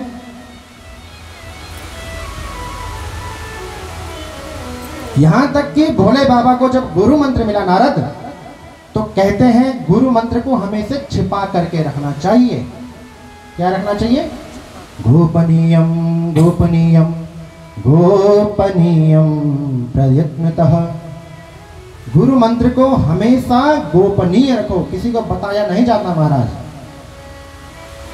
और हम सनातनियों का जो सबसे बड़ा गुरु मंत्र है वो क्या है? गायत्री मंत्र। अगर किसी को दीक्षा नहीं भी मिली हो अपने गुरुओं से, अपने कुल पुरोहित जी से, तो गायत्री मंत्र का अनुसरण करें। पहले गायत्री मंत्र मुख से बाहर नहीं बोला जाता था, क्यों? क्योंकि गोपनीयम गोपनीयम गोपनीयम प्रयत्न था, उसको गोपनीय रखा जाता था। हमारे शास्त्रों ने निर्णय दिया है कि उसको गोपनीय रखो, छुपा करके रखो, मन के भीतर जपो, बाहर मत बताओ। लेकिन आजकल क्या है, माइकों से गायत्री मंत्र की दीक्षा दी जा रही है। हमारे सनातन के डूबने का कारण यही है महाराज, कोई और कुछ नहीं कर रहा हमारे सनातन को, हम लोग स्वयं डुबा रहे हैं। नारद भोले बाबा को जब गुरु मंत्र मिला ना, तो जब भोले बाबा गुरु मंत्र लेकर के घर पहुंचे तो सबसे पहले उन्होंने मुझे गुरु मंत्र बताया कि पार्वती मुझे ये गुरु मंत्र मिला है। कभी आप भजन करने बैठे, अपने घर में आरती करने बैठे, शिवालय जाते हैं आप लोग, शिवालय में जल चढ़ाते हुए कभी आपको देवत्व का दर्शन हो जाए, देवत्व की अनुभूति हो जाए, होता है ना कई बार, ऐसा लगता है कि मेरे सामने देवता खड़े हैं, ऐसा लगता है कि हमारे सामने देवता बातचीत कर रहे हैं, होता है कि नहीं होता? कई बार अनुभूति होती है। उस अनुभूति को कभी किसी से मत बताइए, उसको गोपनीय रखिए। नारद भोले बाबा ने मुझसे इतना प्यार करते हैं, इतना प्रेम करते हैं कि वो जो गुरु मंत्र है जिसको गोपनीय रखा जाता है, वो गुरु मंत्र तक भोले बाबा ने मुझे बता दिया। अब मैं कैसे मानूं कि हमारे भोले बाबा स्वार्थी हैं? बोले मैया ठीक है करते होंगे प्यार, मैं मना नहीं कर रहा हूँ, लेकिन क्या कभी भोले बाबा ने ये बताया कि उनके गले में जो माला है, कौन सी माला है भगवान शंकर के गले में? हाँ जी, हाँ, मुंडों की माला। भोले बाबा के जो गले में मुंडों की माला है, धीरे से बोला नारद जी ने पार्वती को, ताकि बाबा के कानों में बात न चल जाए, क्योंकि आग लगाने आए हैं महाराज। ये जो शंकर भगवान के गले में मुंडों की माला है, ये मुंड किसके हैं? अब पार्वती चकरा गई, बोले नारद ये तो कभी नहीं बताया। बोले मैया अच्छा ठीक है प्रणाम, चलते हैं। बोले नारद रुको तो सही, तुम ही बता दो किसने। बोले नहीं मैया चलते हैं, अभी भजन करना है। नारद जी ने वीणा उठाई, नारायण नारायण करते हुए चले गए महाराज। इधर माता पार्वती, अब स्त्रियों का एक लक्षण होता है, कोई चीज अगर कंदूनों में पोड़ी जबर तक वही चीजें जड़ तक नहीं पहुंची तब तक लगी हो रहे है कि नहीं है? स्त्रियों की आदत होती है। तो आज माता पार्वती के मन में शंका उत्पन्न हो गई कि भोले बाबा के गले में जो मुंड माला है, ये मुंड माला किसकी है महाराज? उतरने दो समाधि से, खबर लेती हूँ बाबा की।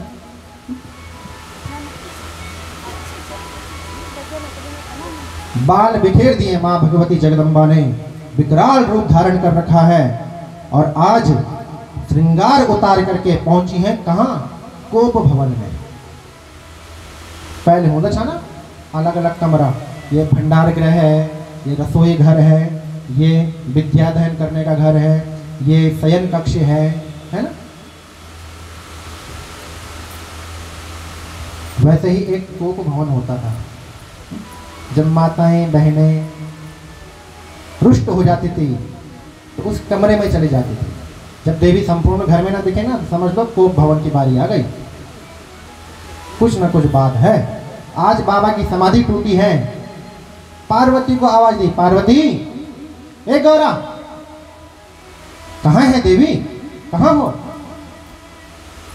ढूंढते ढूंढते ढूंढते ढूंढते पहुंचे हैं कैलाश पर्वत के जितने भी घर में शंकर भगवान का जो घर है, पूरे घर को जब छान मार दिया, पूरे कैलाश पर्वत को छान मार दिया, जब देवी कहीं नहीं दिखी, शंकर जी का माथा ठनका है।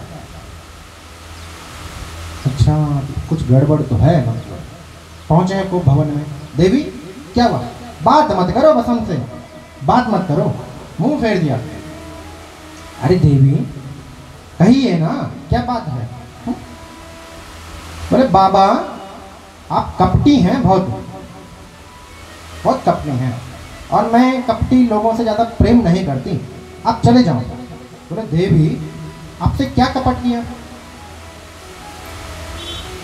यहाँ तक कि गुरु मंत्र तक मैंने आपको बताया है। अरे मैं तुमसे इतना प्रेम करता हूँ, इतना प्रेम करता हूँ, अगर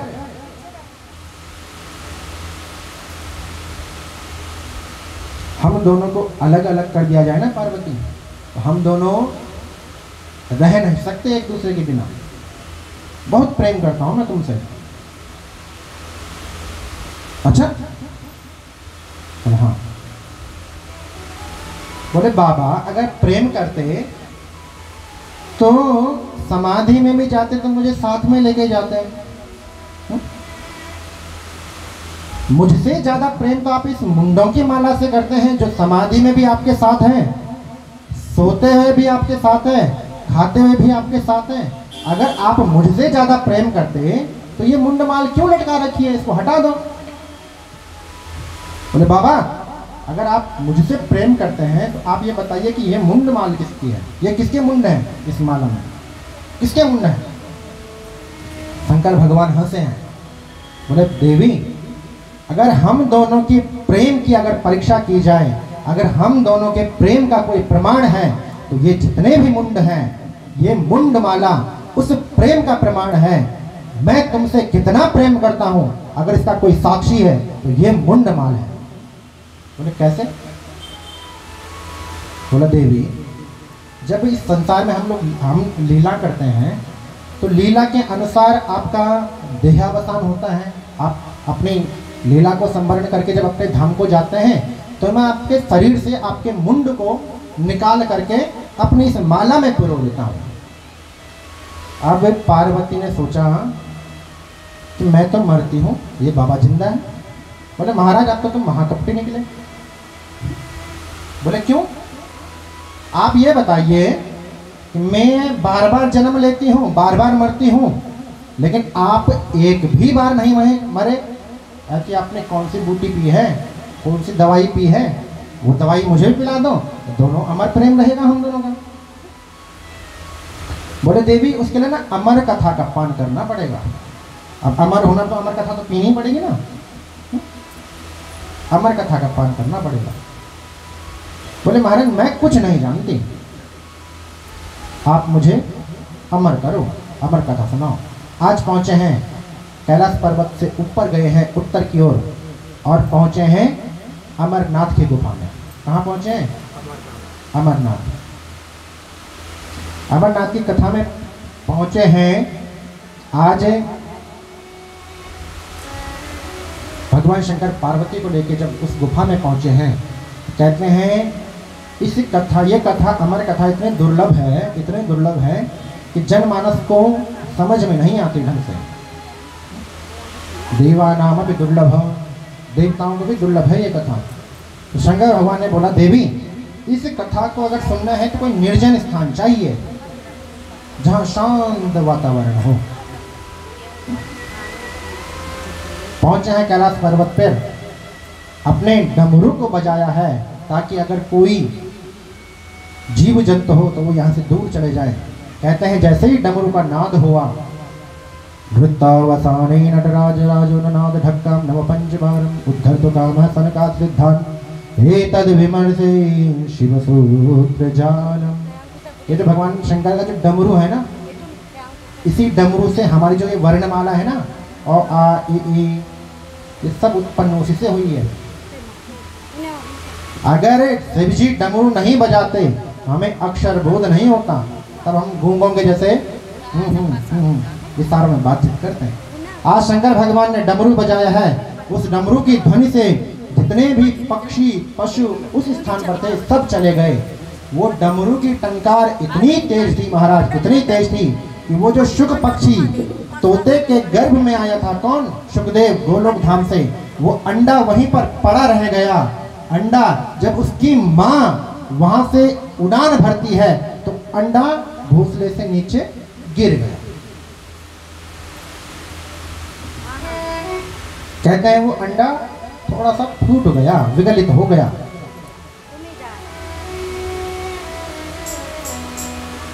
आज शंकर भगवान ने देवी पार्वती को एक बात बताई, देवी मेरे कथा करने का एक नियम है कि मैं आंख बंद करके कथा करता हूं, लेकिन मैं कथा कह रहा हूं, तुम सुन रही हो, ये मुझे पता कैसे चलेगा? क्योंकि मैं तो आंख बंद करके कथा सुनाता हूं। तुम्हें पता, मुझे पता कैसे चलेगा कि देवी तुम कथा सुन रही हो? बोले महाराज मैं ना ओम ओम का उच्चारण करती रहूंगी, होंगरा दियो रोड ओम ओम। कथा प्रारंभ हुई महाराज, बोले अमरनाथ भगवान की जय, शंकर भगवान की जय। कथा प्रारंभ हुई। प्रथम स्कंद, द्वितीय स्कंद, तृतीय स्कंद, चतुर्थ, पंचम। जब योग ध्यान समाधि त्याग की बात शंकर भगवान कथा के बीच में कर रहे थे, तो जो वैराग्य की जो चर्चा होती है ना, उसमें उबासी आने लग जाती है। क्या आती है? उबासी। थोड़ा बोरिंग चैप्टर है ना, बोरियत आने प्रारंभ हो जाती है। आज माता पार्वती को उबासी आने लगी। 5 दिन हो गए निरंतर कथा चलते हुए, शंकर भगवान आंखें बंद हैं, कथा का धारा प्रवाह कथा चल रही है। माता पार्वती को थोड़ी सी थकान हुई, उबासी आने लगी। अंततोगत ये हुआ कि माता पार्वती को नींद आ गई महाराज। क्या आ गई? नींद आ गई। अब जो तोते का जो अंडा था ना गिरा हुआ, उस तोते के अंडे ने, वो जो 5 दिन से कथा सुन रहा था, उस कथा के प्रभाव से उसने अंडे को फोड़ करके एक तोते का चूजा बाहर निकल गया और संपूर्ण सृष्टि के पशु पक्षियों में सबसे ज्यादा अनुकरण करने की जो क्षमता होती है वो होती है तोते में। आज उस तोते के बच्चे ने सोचा माँ पार्वती सो गई है, भगवान शंकर जो कथा कर रहे हैं बहुत ही आनंद आ रहा है, अगर माता पार्वती ओम ओम का उच्चारण नहीं करेगी तो भोले बाबा कथा को विराम दे देंगे और मुझे ये कथा प्राप्त नहीं हो पाएगी। आज तोते के बच्चे ने माता पार्वती के स्वर में ओम ओम ओम कहना प्रारंभ कर दिया। 7वें दिन की कथा चल रही है महाराज। भगवान अपनी लीला को संवरण करके अपने धाम को गए हैं। दत्तात्रेय के 24 गुरुओं का आख्यान आता है। सुदामा जी की कथा संपन्न हुई। जब अंतिम दिवस की कथा विराम हुई तो शंकर भगवान ने जोर से जयकारा लगाया, बोले सत्य सनातन धर्म की। जब जयकारा लगाया जोर से तो माँ पार्वती की नींद टूट गई। अच्छा, घबरा करके उठी। बोले महाराज आप स्वामी, वो कह रहे थे ना योगेश योग विन्यास, आप योग की चर्चा चल रही थी, वैराग्य की चर्चा चल रही थी, उसके बाद क्या हुआ? बोले देवी उसके बाद क्या हुआ? अरे देवी 3 दिन और बीत गए, तुमने कथा नहीं सुनी? बोले महाराज मुझे तो निंद्रा आ गई थी, मैं तो सो गई थी। बोले अगर तुम सो गई थी देवी तो ये ओम ओम के उच्चारण की ध्वनि जो आ रही थी ये कहाँ से आ रही थी? देखा, आगे देखा, कुछ नहीं है, बाएं देखा, कुछ नहीं है, दाएं देखा, कुछ नहीं है। जब पीठ फरका करके पीछे देखा तो महाराज वो जो अंडा टूटा हुआ था उससे एक सुख पक्षी पैदा हो रखा है। वो सुख पक्षी ओम ओम ओम ओम का उच्चारण कर रहा है। शंकर भगवान क्रोधित हुए हैं, अपना त्रिशूल उठाया है और उस सुख पक्षी को मारने के लिए दौड़े हैं। क्यों दौड़े मारने के लिए? नहीं, कथा सुनना तो अच्छी बात है, अमर कथा सुनना भी अच्छी बात है। अमर कथा कोई और कथा नहीं, ये भागवत की कथा ही अमर कथा है। क्यों सुनी, क्यों भागे शंकर भगवान, बताओ।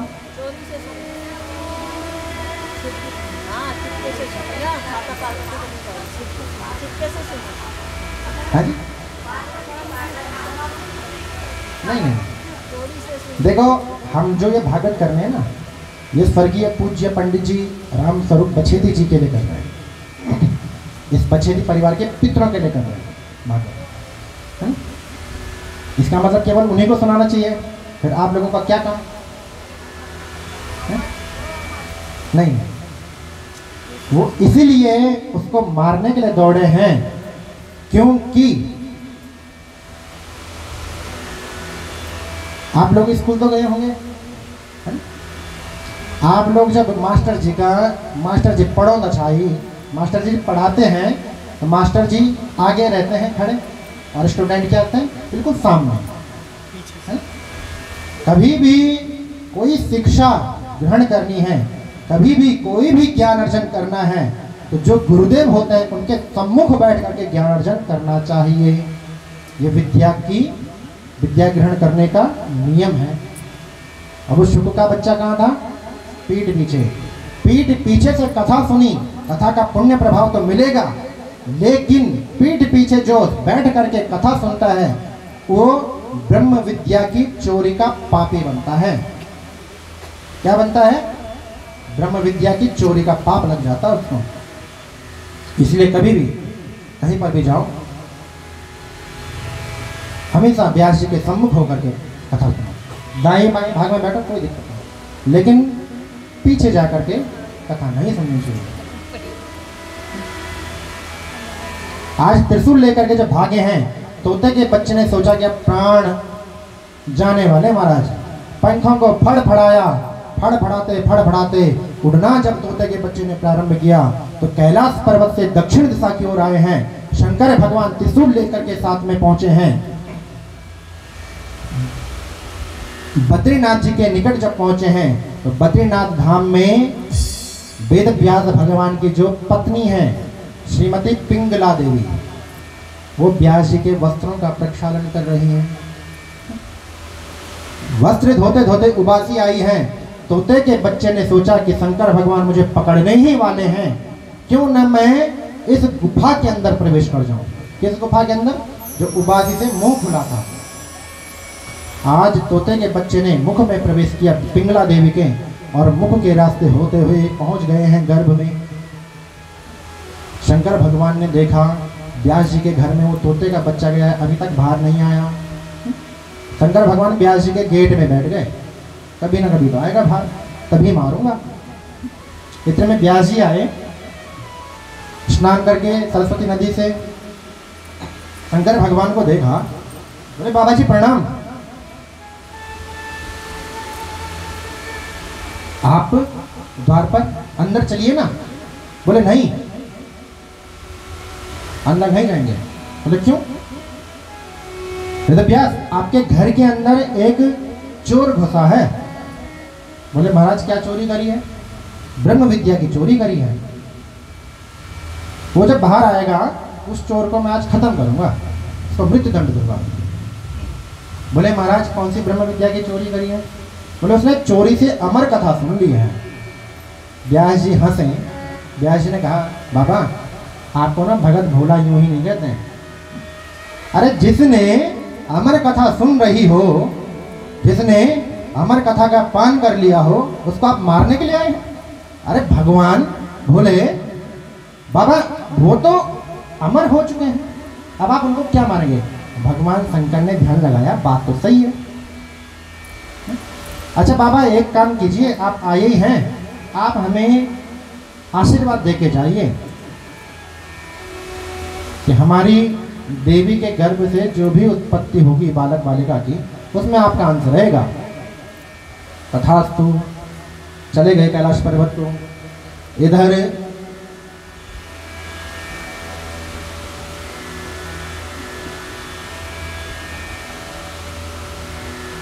सृष्टि का नियम है कि माँ के पेट में जो गर्भ रहता है वो 9 मास रहता है।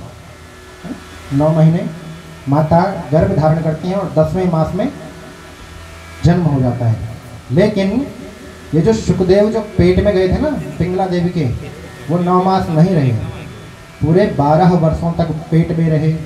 आज पिंगला देवी का पेट बहुत ही बड़ा है, बहुत असहाय दुख हो रहा है पिंगला देवी को, लेकिन अंदर से वेद मंत्रों का उच्चारण हो रहा है। वेद व्यास ने आवाज़ सुनी वेद मंत्रों की, कान लगाया नाभि पे पिंगला देवी के, देखा कि अंदर से वेद मंत्रों का उच्चारण हो रहा है। पूछा तुम कौन हो? भाई बाहर आओ, हमारी धर्मपत्नी को कष्ट हो रहा है। अब 9 महीने में इतना कष्ट होता है माताओं को, तो वो तो 12 वर्ष तक गर्भ धारण किया। बाहर आओ। बोले पिताजी बाहर नहीं आऊँगा। क्यों? बोले ये जो संसार की माया है ना, ये माया मुझे ग्रस लेगी और मैं संसार की माया में फंसना नहीं चाहता हूँ।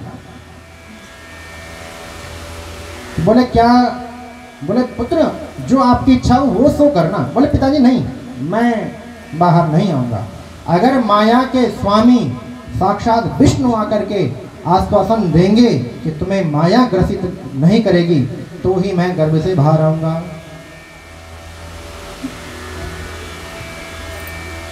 परिणाम स्वरूप मायापति भगवान विष्णु आए हैं। भगवान विष्णु गर्भ के बाहर से सुखदेव जी से वार्तालाप कर रहे हैं। है ना, अद्भुत छवि है महाराज। सुखदेव गर्भ के माँ के पेट के भीतर से वार्तालाप कर रहे हैं भगवान बाहर खड़े विष्णु से। भगवान विष्णु ने आशीर्वाद दिया कि हमारी माया तुम्हें ग्रसित नहीं करेगी। जन्म हुआ महाराज। जो नाल होती ना, नाल बच्चे की, उसी नाल को कंधे में डाला, जनेऊ बनाया और चल पड़े हैं। पैदा होते ही जंगल की ओर यम प्रप्रचंदमनुपेदमपेदवृत्यं द्वैपायनो विरह कातराजु हवा पुत्रेति तन्मयतया तरभूभिनेदु तं सैव भूतहृदयं मुनिमानतोऽस्मि।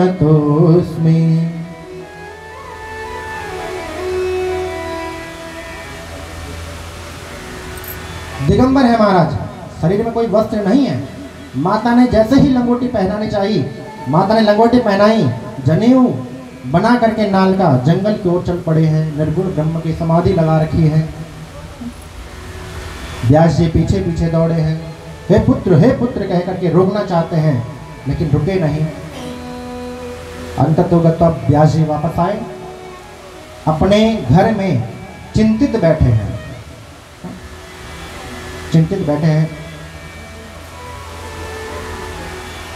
जब किसी भगवान के भक्त को चिंता ग्रसित करती है तो उनको तुरंत नारद जी के दर्शन होते हैं। किसके दर्शन होते हैं? नारद जी के। नारम ज्ञानम ददाति इति नारदः। जो दूसरे को ज्ञान प्रदान करता है वही नारद है महाराज। आज बीणा उठाइए, नारद जी ने श्रीमन नारायण नारायण करते हुए पहुंचे हैं। कहाँ? व्यास जी। व्यास जी कहाँ रहते हैं? नकरौंदा। कहाँ रहते हैं व्यास जी? अजयपुर में का घर ना। इसका मतलब ध्यान से कथा सुनने रहे आप लोग। आप हर टेस्ट में फेल हो रहे हैं। कहाँ रहते हैं व्यास जी? हाँ, बद्रीनाथ धाम में। आज नारद जी पहुंचे हैं बद्रीनाथ धाम में व्यास जी के सम्मुख। बोले महाराज प्रणाम। देवर्षि प्रणाम करते हैं। आदर सत्कार हुआ महाराज। पूछा आप चिंता कुछ दिख रही है आपके मुख में, आप चिंतित क्यों हैं? व्यास जी ने कहा नारद आपके आशीर्वाद से, भगवान के आशीर्वाद से एक वेद था हमारा ऋग्वेद, कौन सा वेद था? ऋग्वेद। उस ऋग्वेद के मैंने 3 भाग और किए, 4 भाग बनाए। पहले हमारा जो सनातन का वेद था एक ही था, जो प्राचीन वेद है ऋग्वेद, उसी की 3 शाखाएं और बनाई हैं। वेद अथाह समुद्र है महाराज, 1 लाख मंत्र हैं वेद में। कितने हैं? 80,000 जो मंत्र हैं वो कर्म कांड के हैं। पूज्य गुरुदेव आज सुबह कह रहे थे, आप गुरुदेव यजमान परिवार को समझा रहे थे कि जो हमारा कर्म कांड है ये बहुत विशाल है, अच्छा है। अगर वेद भगवान ने सबसे बड़ी कृपा करी है ना, तो हम गृहस्थियों पर करी है। हमें 80,000 मंत्र दिए हैं अपने कर्म को करने के लिए। बहुत विद्वान है गुरुदेव, आपके चरणों में प्रणाम। जोरदार तालियों से गुरुदेव का स्वागत। बहुत विद्वान है। और कह रहे थे कि मैं ज़्यादा अनुष्ठान में जाता नहीं हूँ, भागवत कथाओं में जाता नहीं हूँ। क्यों? क्योंकि अपना कार्य ही बहुत है, समय नहीं मिलता पूज्य गुरुदेव को। जजमान परिवार का सौभाग्य है, हम सभी का सौभाग्य है कि आप हमारे बीच में पहुंचे हैं। हमारे जो कर्म कांड है महाराज, 80,000 मंत्र वेद भगवान ने हमें दिए हैं। अब कितने बचे? 20,000। तो 20,000 में जो 16,000 मंत्र हैं वो हैं उपासना कांड। हम भगवान की उपासना कैसे करें? अगर हमें ज्ञान करना है तो उपासना कांड को देखें। कितने बच गए? 4,000। गणित अच्छी है आप लोगों की। 4,000 जो मंत्र बचे हैं वो हैं ज्ञान कांड के। कहने का भाव ये है कि जब हम कर्म के द्वारा भगवान की उपासना करते हैं, साधारण से भाषा में अगर आप समझे, कर्म के द्वारा भगवान की उपासना करते हैं, उस उपासना से हमें क्या प्राप्ति होती है? ज्ञान की प्राप्ति होती है। आगे समझ में? वेद बनाने का तात्पर्य ही वेद व्यास भगवान का ये था कि किसी भी प्रकार से मनुष्य को ज्ञान की प्राप्ति हो, और उस ज्ञान से क्या होता है? मोक्ष की प्राप्ति होती है। या विद्या सा विमुक्तये, ज्ञान से क्या होता है? मोक्ष की प्राप्ति होती है।